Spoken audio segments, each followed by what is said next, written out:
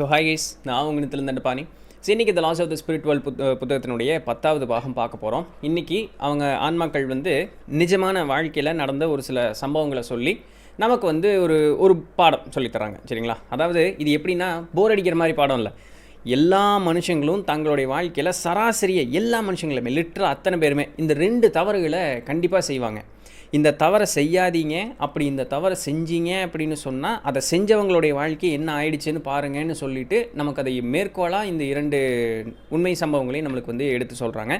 முதல் என்ன அப்படின்னா, தப்பான ஒரு வாழ்க்கை வாழ்ந்துட்டோம், ஆனால் அந்த வாழ்க்கை நல்லபடியாக மாறுவதற்கு ஒரு வாய்ப்பு அப்படின்னு கிடைக்கும் பொழுது அந்த நேரத்தில் நம்ம தைரியமாக இல்லாமல் உண்மையை பேசாமல் இருக்கக்கூடிய அந்த ஒரு காரணத்தினாலையும் முட்டாள்தனமாக ஒரு முடிவை எடுக்கக்கூடிய அந்த ஒரு காரணத்தினாலையும் எப்படி நமக்கு கொடுக்கப்பட்ட ஒரு நல்ல வாய்ப்பு அப்படிங்கிறத நம்ம நழுவ விடுறோம் அப்படிங்கிறது சொல்கிறது எடுத்து மேற்கோளாக காட்டுறதுக்கு முதல் கதையும்.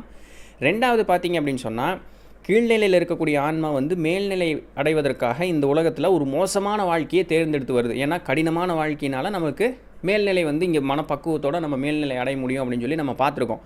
அப்படி ஒரு வாழ்க்கையை தேர்ந்தெடுத்துட்டு வரும்பொழுது தான் யார் அப்படிங்கிறது முழுசும் மறந்து போய் ஏற்கனவே இருந்த நிலைமையை விட கீழே இன்னும் விழுக போக அங்கே மேல்நிலையில் ஆன்ம உலகத்தில் ஒரு மேல்நிலையில் இருக்கக்கூடிய தன்னுடைய ஒரு அன்பிற்கு பாத்திரமான ஒரு ஆள் கடவுள்கிட்ட பிரார்த்திச்சு எப்படி இந்த ஆன்மாவினுடைய நிலையை மேல்நிலைக்கு தூக்கிட்டு வந்தாங்க அப்படிங்கிறது 2வது கதை.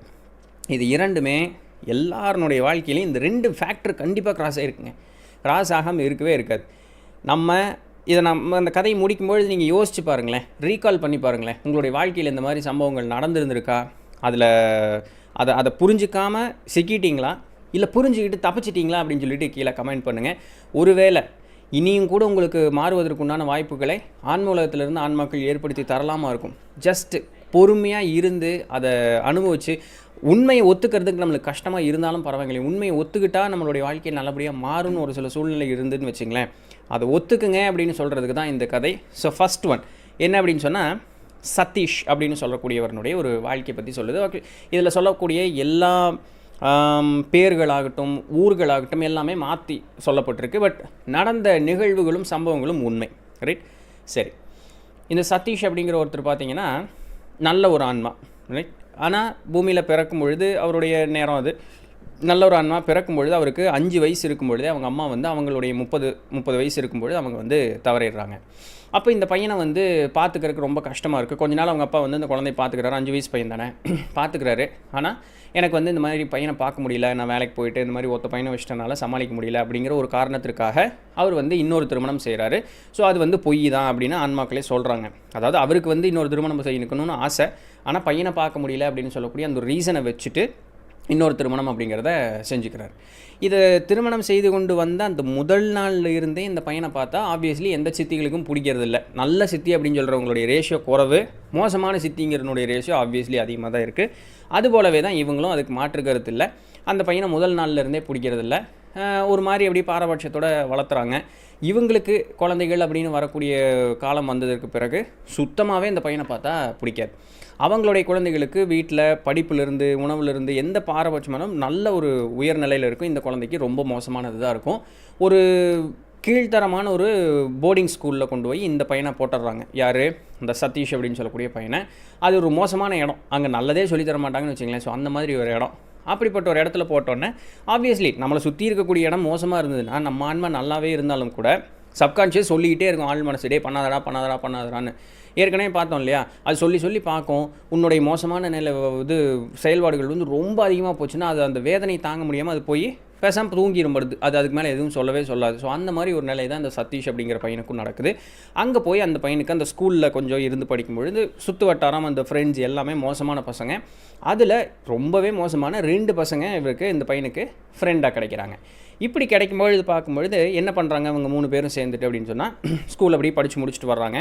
படித்து முடித்து வெளியே வந்தோன்னா அவர்களுடைய வாழ்க்கையை தொடங்குறாங்க. இதில் என்ன பியூட்டினா, இந்த ஸ்கூல் படித்து முடித்து வெளியே வரும்பொழுது இவங்க அப்பா காலமாயிடுறார். இவங்க சித்தி என்ன பண்ணிடுறாங்க அப்படின்னு சொன்னால், அத்தனை சொத்தையும் தூக்கிட்டு தான் வீடு மாதிரி போகிறேன் அப்படின்னு சொல்லிட்டு எங்கேயோ போயிடுறாங்க. எங்கே போகிறான் எது போகிறான் எதுவுமே இந்த பையன்கிட்ட சொல்லவே இல்லை. ஸோ அந்த அம்மா எல்லா சொத்தையும் தூக்கிட்டு அப்ஸ்காண்ட் ஆயிடுது.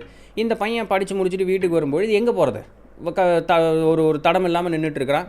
அப்போ அந்த மோசமான அந்த ஒரு 2 ஃப்ரெண்ட்ஸ் இருக்காங்க பார்த்தீங்களா, அவங்க கூட சேர்ந்துட்டு எல்லாம் வேண்டாத இல்லீகல் ஆக்டிவிட்டீஸ் அத்தனையும் அந்த பையன் பண்ண ஆரம்பிக்கிறான்.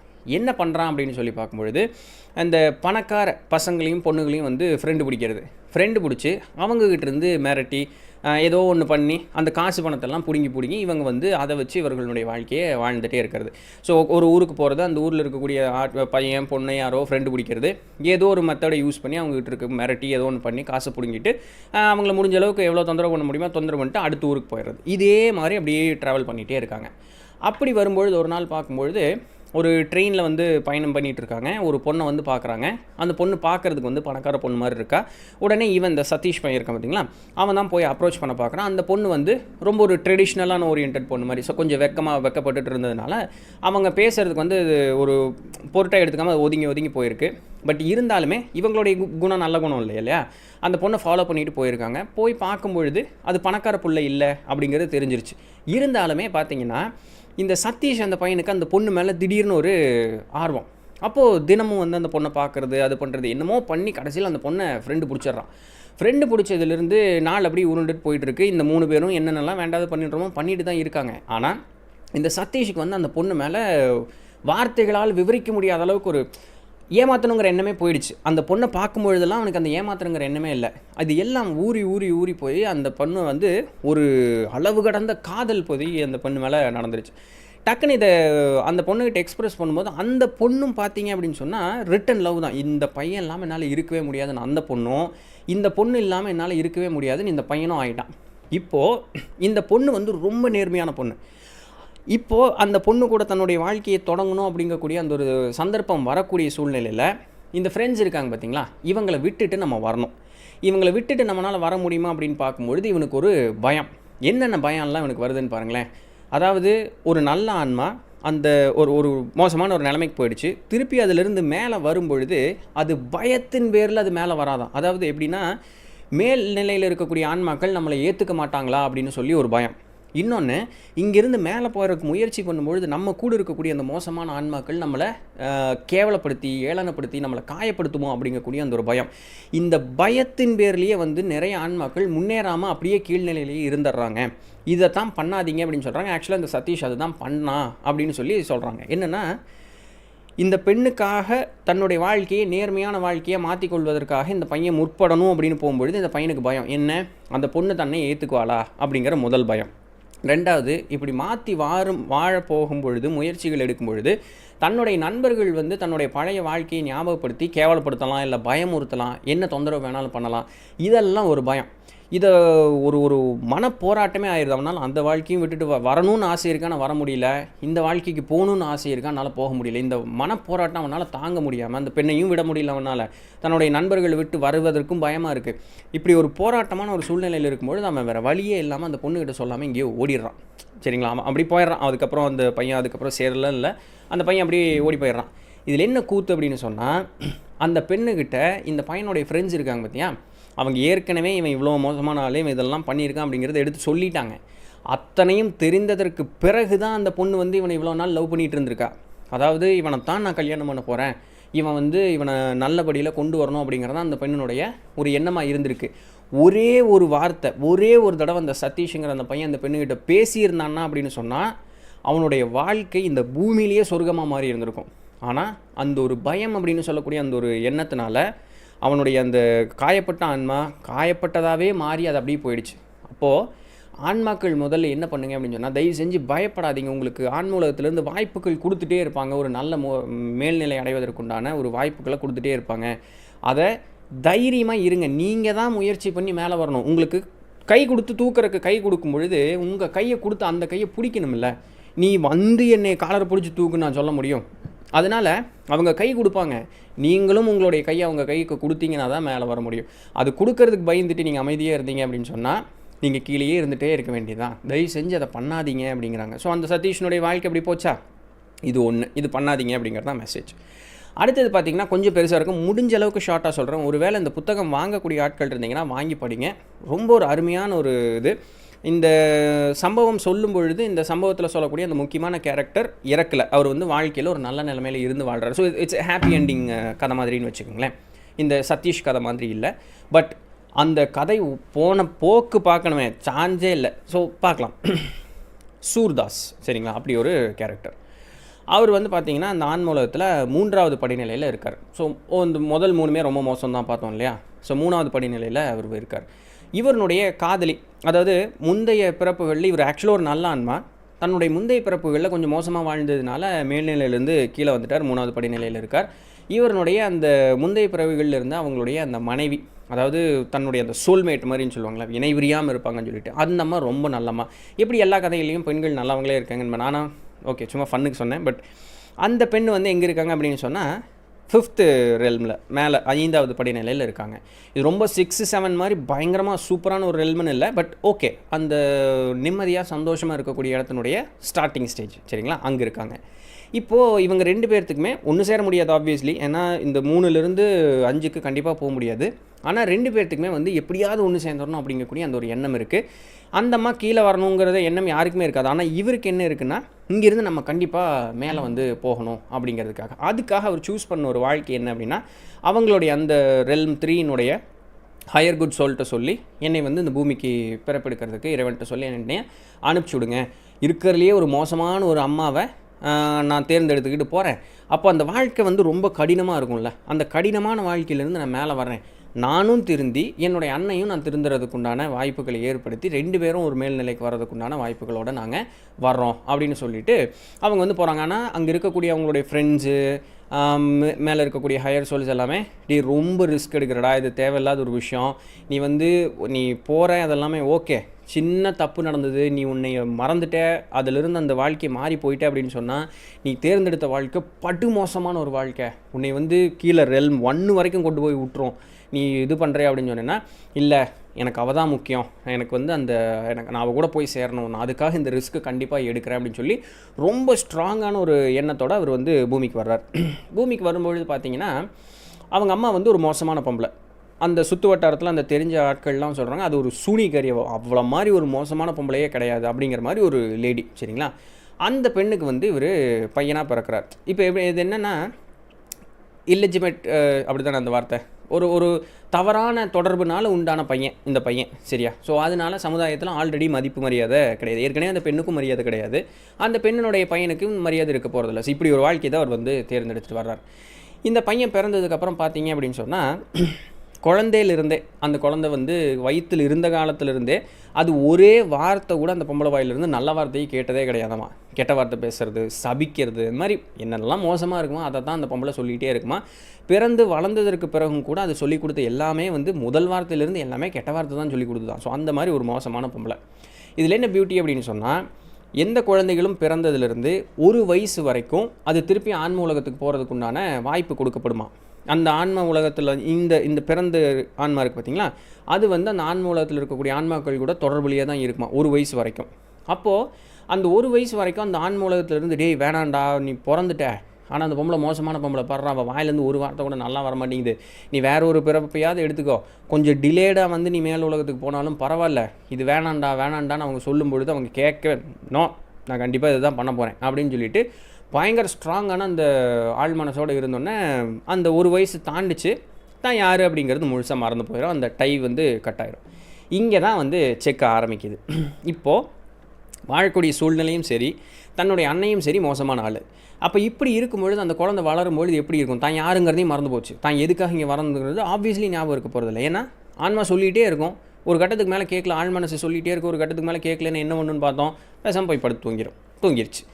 சின்ன வயசுலேருந்தே பார்த்தீங்கன்னா இந்த பையனுடைய வாழ்க்கை அப்படிங்கிறது படுமோசமான வாழ்க்கை.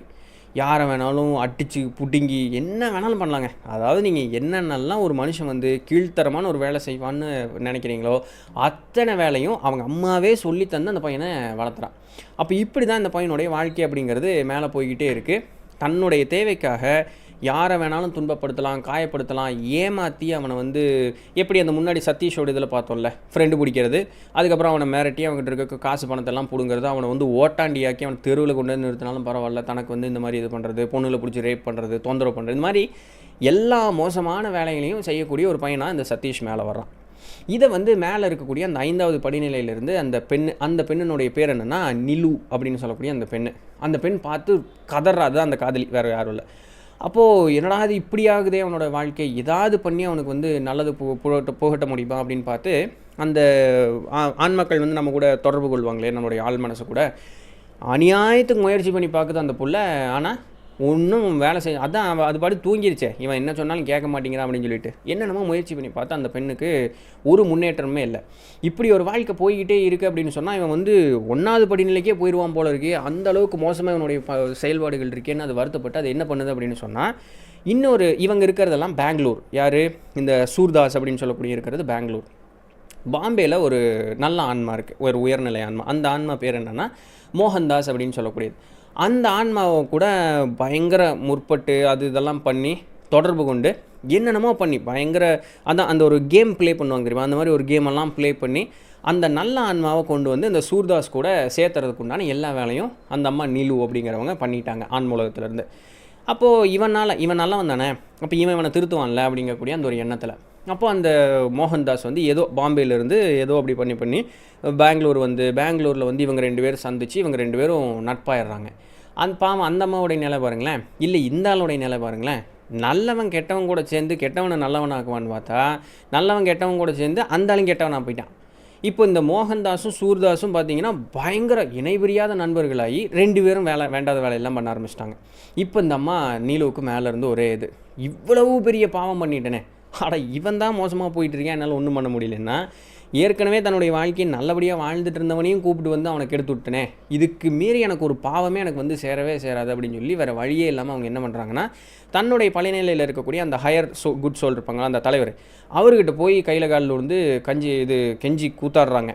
அப்போது அவர் என்ன சொல்கிறாருன்னா, இங்கே பாருமா நீலோ, நீ பண்ணின காரியம் ரொம்ப தவறான ஒரு காரியம், இதற்கு கண்டிப்பாக உனக்கு வந்து தண்டனை அப்படிங்கிறது கிடைக்கும், நீ கீழ்நிலைக்கு தான் போகணும்னு இருக்கிற, என்ன சொல்கிற அப்படின்னா, நான் எவ்வளோ கீழே வேணாலும் போகிறேன், எனக்கு அதை பற்றி கவலையே இல்லை, தயவு செஞ்சு சூர்தாஸையும் மோகன்தாஸையும் நல்ல படிநிலைக்கு கொண்டு வாங்க, அவங்க கடைசிக்கு ஒரு 4வது படிநிலை 5வது படிநிலைக்கு வந்தாலும் பரவாயில்ல, நான் 1வதுக்கு வேணாலும் போகிறேன், அவங்களுடைய எல்லா பாவகர்மங்களையும் நான் வாங்கிக்கிறேன், எனக்கு அவங்க மேலே வந்தால் போதும், நான் விரும்பக்கூடியவரும் நான் ஒருத்தரை போய் கெடுத்துட்டேன் பாருங்க, அவரும் மேலே வந்தால் போதும், ஒரு 4-5க்கு மேலே கொண்டு வாங்க, அவங்க 3 வேண்டாம் மேலே கொண்டு வாங்க, அவங்களுடைய எல்லா கஷ்டத்தையும் நான் வாங்கிக்கிறேன் அப்படின்னு சொன்னோன்னே அந்த ஹையர் எவ்வளோ நல்ல ஒரு அம்மா இல்லை.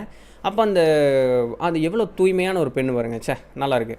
அப்போ அந்த ஒரு ஹையர் குட் சொல்ல அவர் என்ன சொல்கிறாருன்னா, சோதிச்சு பார்க்குறது, இதுதான் சாமி சோதிச்சு பார்க்குறது நம்ம ஆட்கள் சொல்லுவாங்கன்னு நினைக்கிறேன். சரி, நீ சொல்கிறத ஒத்துக்கிறேன், என்ன பண்ணுது அப்படிங்கிறது, நான் உன்னை வந்து 2வது படிநிலையில் போட போகிறேன், பரவாயில்லையா அப்படின்னோடனே, பரவாயில்லைங்க நான் போகிறேன் அப்படின்னு. சரி, அப்போ நீ 2வது படிநிலைக்கு போ அப்படின்றார். கொஞ்ச நாள் விட்டு பார்க்குறேன், ஏன்னா அந்த இடத்துல வாழ முடியாது இல்லையா, ஏன்னா 5வதுல இருக்குது, அந்த மாதிரி சுகமாக இருக்கக்கூடிய ஒரு வாழ்க்கையிலேருந்து டப்புன்னு 2வதுக்கு போயிடுச்சு. அப்போது கொஞ்ச நாள் விட்டு பார்க்குறாரு. அப்போ அந்த துன்பத்தை அந்த அம்மா அனுபவிக்குது. அப்போ கொஞ்ச நாள் விட்டு பார்த்துட்டு, என்னம்மா நீ வந்து மேலே வந்துடுறியா, அவங்கள அப்படியே விட்டுருவோம், நீ மேலே வந்துடுறியான்னா, நான் இல்லை நான் இருக்கேன், நான் இது எல்லாத்தையுமே அனுபவிக்கிறேன், எனக்கு எந்த பிரச்சனையும் இல்லை, அவங்க மேலே வந்தால் எனக்கு போதும் அப்படின்னோடனே அவர் வந்து ரொம்ப சந்தோஷப்பட்டாராம்.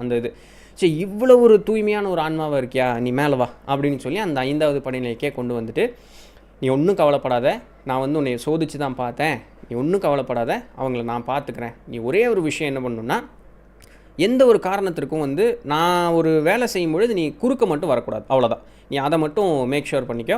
ஸோ குறுக்க மட்டும் வராமல் எங்கிட்ட எல்லா பொறுப்பையுமே வந்து நீ வந்து விட்டுரு அப்படின்னு சொல்லி அந்த சொல்லிடுற. அந்த பெண்ணு வந்து சரி, நீ என்ன பண்ணுன்னா இறைவன்ட்ட வேண்டிக்கோ, இந்த மாதிரி இவங்க வந்து நல்ல நிலைமைக்கு போகணும் அப்படின்னு சொல்லிட்டு இறைவன்ட்ட வேண்டிக்கோ, நீ வந்து எங்கிட்ட எல்லா பொறுப்பையும் விட்டுரு அப்படின்னு. சரி, ஓகே அப்படின்ட்டு இந்த பெண்ணுக்காக அந்த ஹையர் குட் சோல் இருக்க எவ்வளவு தூரம் இறங்கி வராரு பாருங்களேன். என்ன பண்ணுறாரு அப்படின்னு சொல்லி பார்க்கும்பொழுது, இவங்க 2 பேரும் அப்படியே பயங்கரமாக ஊரை ஏமாற்றிட்டு, யார் சூர்தாஸும் மோகன்தாஸும் ஊரை ஏமாற்றி சுற்றிட்டு இருக்காங்க. இப்படி இருக்கக்கூடிய காலகட்டங்களில் ஒரு நாள் ஒரு பணக்காரர் ஒரு இடத்த கொள்ளையடிச்சுக்கிட்டு பயங்கர சந்தோஷமாக காரில் வேகமாக வந்துக்கிட்டு இருக்காங்க.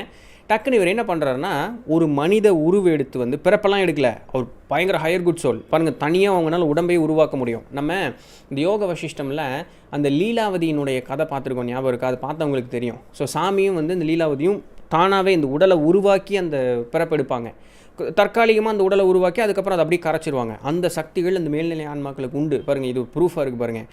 அப்போது ஒரு ஃபக்கீர் ஒரு ஃபக்கீருங்கிறது வந்து இஸ்லாம் மதத்தினுடைய சன்னியாசி, சரிங்களா, அவங்க தான் ஃபக்கீர். அந்த ஒரு உருவம் எடுத்து கரெக்டாக அவங்க காரில் ராத்திரி நேரம் பயங்கர வேகமாக வந்துட்டுருக்காங்க பெங்களூரில். இவர் இப்படி கிராஸ் ஆகிற மாதிரி ஒரு பிம்பம் இப்படி டக்குன்னு இப்படி கிராஸ் ஆகுறாரு.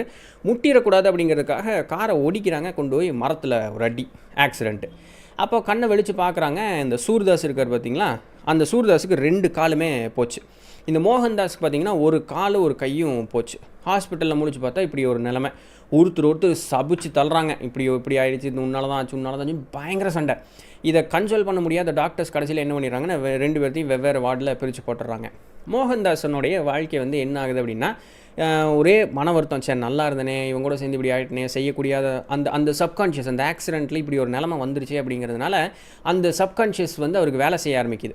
அப்போ அந்த ஒரு நர்ஸு, அந்த அம்மா பேர் பூனம் அப்படின்னு சொல்லக்கூடிய அந்த ஒரு நர்ஸு, அவங்க வர்றாங்க, இவங்களுக்கு ட்ரீட்மெண்ட் கொடுக்குறாங்க. இதெல்லாம் பண்ணும்போது அவங்கள்ட்ட ஒரு இது சொல்கிறாரு, எனக்கு ஒரு பகவத்கீதையை ஒன்று எடுத்துகிட்டு கொண்டு வாங்களேன் அப்படின்னோடனே பகவத்கீதை மேலே சத்தியம் பண்ணுறாரு, இனிமேல் என்னுடைய வாழ்க்கையை நல்ல வாழ்க்கையாக தான் வாழ்வேன், இனிமேல் வந்து நான் மோசமான ஒரு வாழ்க்கையை நான் வாழ மாட்டேன் அப்படின்னு சொல்லிட்டு கீதை மேலே சத்தியம் பண்ணிவிட்டு நான் வந்து எல்லாம் நல்லபடியாக வாழ்கிறேன்னு சொல்லி சத்தியமும் பண்ணிடுறார்.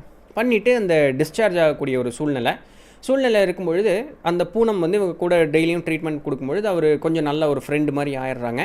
அப்போது தன்னுடைய வாழ்க்கை, தன்னுடைய மனக்குமுறல்கள் எல்லாத்தையுமே அந்த பூனம் அந்த நர்ஸுக்கிட்ட சொல்லி சங்கடப்பட்டோன்னே அந்த பெண் ஒரு வார்த்தை சொல்லு, சரி நாளைக்கு டிஸ்சார்ஜ் ஆக போகிறீங்க, என்ன பண்ண போகிறீங்க, எங்கே போகிறீங்கன்னா, எனக்கு தெரியல, எனக்கு போக்கடமே கிடையாது, நான் எங்கே போக போகிறேன், என்ன பண்ண போகிறேன் அப்படிங்கிறது எதுவுமே எனக்கு தெரியாது அப்படின்னோடனே அந்த பெண் என்ன சொல்கிறாங்கன்னா, நீங்கள் ஏன் என் கூட வந்து இருக்கக்கூடாது, நான் தனியாக தான் இருக்கேன், எனக்கு இன்னும் யாரும் இல்லை, நான் தனியாக தான் இருக்கேன், நான் உங்களை பார்த்துக்கிறேன், நான் நர்ஸு தானே, ஸோ நான் வந்து உங்களை பார்த்துக்கிறேன் அப்படின்னோடனே இவருக்கு அந்த பொண்ணை பிடிச்சிருக்கு. பட் இருந்தாலுமே அவர் என்ன சொல்கிறாருன்னா, அம்மா நான் ஊனப்பட்டவன், எனக்கு ஒரு கை இல்லை ஒரு கால் இல்லை, நான் வந்து உனக்கு நீ நல்லா இருக்க பார்க்குறக்கு, நீ உடல் அளவுலையும் சரி நல்லா இருக்க, நீ ஏன் வந்து இந்த துன்பத்தை ஏற்றுக்கிற, என்னையை பார்த்துக்கணும் அப்படிங்கிறது வந்து உனக்கு அதிகமான ஒரு பேர்டன் தான், அது வேண்டாம்மா, நான் வந்து என்னுடைய வாழ்க்கையை பார்த்துட்டு அப்படி போகிறேன் அப்படின்னோடனே அந்த பெண் இருந்துட்டு இல்லை நான் உங்களை விரும்புகிறேன், நீங்கள் இத்தனை சொல்லி மனந்திருந்துன்னு ஒரு ஆளை பார்க்கும்பொழுது இதை விட ஒரு நல்ல ஆள் எனக்கு கிடைக்கும் அப்படிங்கக்கூடிய அந்த ஒரு எண்ணம். எப்படிங்க பொண்ணுங்களுக்கு மட்டும் இப்படி ஒரு மனசு வருது, ஆச்சரியமாக இருக்குங்க பிள்ளைகள் நினச்சாலே. சரி, அப்போது இப்படி ஒரு நிலை இருக்கும்பொழுது அவர் கொஞ்ச நாள் இப்படி விட்டுறாரு. அவருக்கு ஒரு மாதிரி ஓகே சரி, தனக்கு ஒரு வாழ்க்கை பார்த்திங்களா, தனக்கு ஒரு வாழ்க்கை நல்ல வாழ்க்கை அமையும் பொழுது மன தைரியத்தோடு அதை ஏற்றுக்கிறார். அப்போ அந்த பெண் வந்து தன்னுடைய வீட்டுக்கு அவரை கூப்பிட்டு போய் அவரை வச்சு நல்லபடியாக பார்த்துட்டு அவங்க திருமணம் பக்கத்தில் இருக்கக்கூடிய ஒரு கோயிலில் போய் திருமணம் செய்து கொள்கிறாங்க. அந்த ப்ராஸ்தட்டிக் கை இருக்கும்ல, அந்த செயற்கை கை கால் அதெல்லாமே பொருத்திட்டு அந்த பெண் வேலைக்கு போயிட்டே இருக்காங்க. இவர் தந்து அந்த ஒரு என்ன வேலை செய்ய முடியுமோ அதை செஞ்சு அவர்களுக்கு 3 பிள்ளைகளாம். ஸோ 3 பிள்ளைகளோட நல்ல குடும்பத்தோட அந்த மோகன்தாஸினுடைய வாழ்க்கையே ஒரு அபரிமிதமான ஒரு சேஞ்ச் நடந்து அவர் சூப்பராக ஒரு லைஃப்பில் வந்து செட்டில் ஆகிடுறார். இப்போ சூர்தாஸினுடைய ஒரு ஸ்டோரி ஆரம்பிக்குது. இவ்வளோ தூரம் வரும்னு எதிர்பார்க்கல. So it is 22 minutes. I am sorry, உங்களுக்கு ஒரு டெம்டேஷனோட நிறுத்தணுங்கிற ஒரு எண்ணம் எனக்கு இல்லை. பட் இதோட நான் நிறுத்திக்கிறேன், நான் 1/2 மணி நேரத்துக்கு மேலே போக வேண்டாம் அப்படிங்கிறதுக்காக. ஸோ ஏன்னா சூர்தாஸோடைய கதை இன்னும் ரொம்ப தூரம் போகும். ஸோ அதனால் நான் அதை நாளைக்கு கண்டினியூ பண்ணி சப்கான்ஷியஸ் மைண்டை பற்றி இன்னும் நிறைய சொல்லியிருக்காங்க. ஸோ அதனோட தொடர்ச்சியில் நாளைக்கு நம்ம போவோம். என்னை திட்டாதீங்க, நாளைக்கு வந்து நம்ம ராத்திரி 8 மணிக்கு இந்த ஒரு இதை பார்த்துருவோம். முடிஞ்ச வேணும்னா மத்தியானமே போடுறதுனாலும் போடுறேன், சரிங்களா? சரி, ஸோ சூர்தாஸ் வந்து எப்படி திருந்துறாருங்க. ஸோ ஹாப்பி எண்டிங் தான், ஆனால் அதுக்கு முன்னாடி நடக்கக்கூடிய ஒரு விஷயங்கள் தான் அதில் இருக்கக்கூடிய பியூட்டியை. ஸோ என்னன்னாலும் நடக்குது அப்படின்னு சொல்லிட்டு நாளைக்கு நம்ம பார்ப்போம், ரைட்? ஸோ இதனுடைய தொடர்ச்சியை நாளைக்கு பார்ப்போம் 11வது பாகத்தில். அதுவரையும் தொடர்ந்து இணைந்திருங்கள். நான் உங்களுக்கு நன்றி.